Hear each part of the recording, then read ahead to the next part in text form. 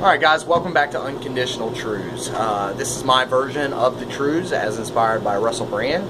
If this is your first time tuning in, I advise you to maybe go back, check out some of my other videos, and that way you can be up to speed about maybe some of the stuff we've talked about in the past. Today is actually Monday, November 10th. It's a beautiful day.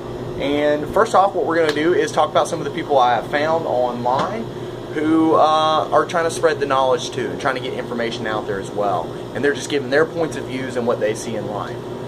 So first off, we have April Dolleman, who started April's Opinions, and that seems like it's going to be a pretty good page. She just posted up her first video just in the past couple days. And then we've got Mala Murthy.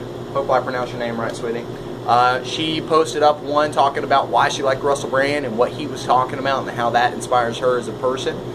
And she challenged people that didn't see her point of view, which I thought was very important, to give their reasons why and what would work instead. If this system works for you, why does it work? And what do you think is the answer? Which I think is a great way to really try to answer some of the biggest questions we face.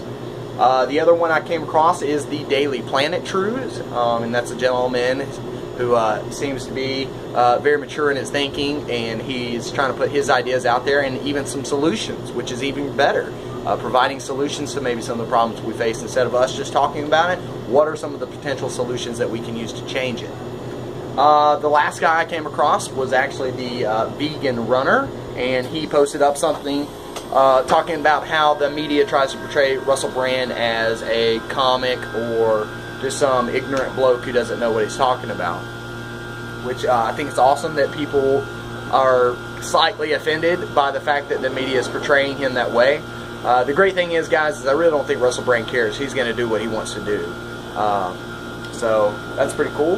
And like I said, today's just going to be an open-ended conversation. I'm going to throw out a few ideas and concepts that I think about that I've kind of evolved to really like to take in, and it's changed me as a person. The first one's going to be talking about humans. We're the smartest species on this planet. I'm sure you've heard that before. I'm not the first guy telling you, and if I am, that's crazy because I'm from Alabama. So, anyways, here's what I'll say about it, guys. If we're the smartest species on the planet, then why do we do everything outside of what's naturally given to us to survive? How come we think we can't survive without electricity or the common necessities we've become so comforted to? Technology, things like that. I think that if we were the smartest species on the planet, we wouldn't have systems that took away or deprived away from the success of every single person on the planet.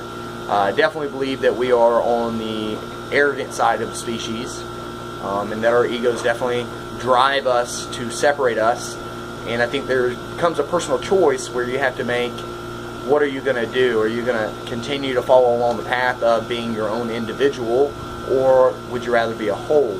Me personally, I want to be a whole. You know, one slice of the pie is not good enough for me. I would rather be a part of the whole dinner, the whole recipe, everything that's involved with a meal. You know, if that makes sense to you.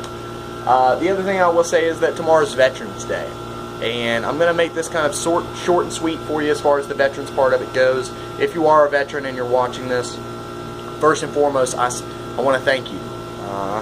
Usually, if I see people in public that I find out that they're, you know, a former member of the military, I always try to, you know, give them a hand, because I think that those people at some point in their lives had to make a decision that they thought was best for them in their situation for advancement. Unfortunately, the act of war is kind of a part of that, which is a scary thought. And so I think that anybody that does sign up for the act of service, there's definitely a sacrifice being made, and I do appreciate that act of sacrifice. The thing that bothers me the most, though, about military involvement is that means potentially there's probably a war going on, and wars don't stand for people hugging it out. They stand for violence and a person winning or losing, and no matter what, on both sides, casualties are created. And in my life, I was in JROTC. I was a huge participant of it. I was in the Boy Scouts. I'm an Eagle Scout. And there's several things to me that I understand that obviously there has to be someone that's going to stand up for people that are being, like genocide situations, things like that. And there's going to be a situation where violence does seem like it's the only necessary option to be able to combat that. But I think that's because we've only looked at those situations from that point of view. I mean, my idea, which this is truly hypothetical and never going to be possible, but, I mean, if it was me, I would be like totally out for going to war if we had guns that shot out hugs. I know that you're thinking, hugs, what do you mean? Like, essentially, I shoot you and you hug yourself for 30 seconds. I don't know. I mean, it just seems like it'd be maybe not as bad. So, I don't know what the eventual goal of that is. I'm just saying that another human dying, whether they believe what I believe, is not how I feel we should handle these situations.